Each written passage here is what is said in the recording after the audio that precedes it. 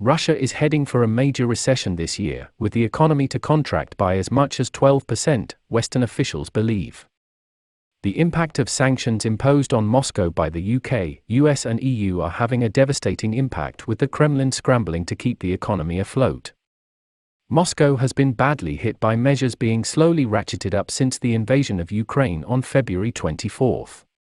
It has left Russia isolated economically, cut off from accessing foreign currencies, while its banks are unable to use the SWIFT payment system, which speeds up transactions between countries. Western companies have also pulled out of the country, suspending trading in Russia.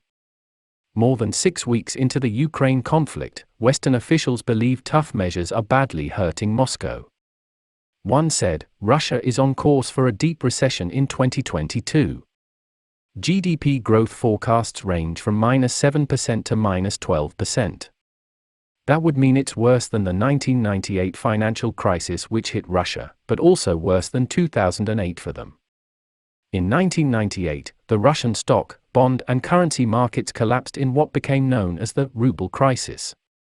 It led to the ruble being devalued and Moscow defaulting on its debt. The economy shrank by 5.3% and widespread protests broke out across the country. Western allies have been working in collaboration to ensure maximum impact from sanctions on Vladimir Putin and his cronies. Prime Minister Boris Johnson has spoken of his desire to turn Russia into a pariah on the world stage as punishment for his incursion into Ukraine. Today, No 10 said Mr. Johnson was looking forward to imposing further sanctions on Moscow after new evidence of conduct in Ukraine emerged. The Prime Minister's official spokesman said scenes over the weekend were barbaric. He said, "These are despicable attacks against innocent civilians and they are yet more evidence that Putin and his army are committing what appear to be war crimes in Ukraine and certainly leave us in no doubt that it's entirely right to continue to go further on sanctions, on defensive military aid, and all other measures to put pressure on Putin and his regime to turn back and stop this war." He added, "We will continue to speak with our allies about how we can move further and as much as possible in lockstep to continue to ratchet up the pressure."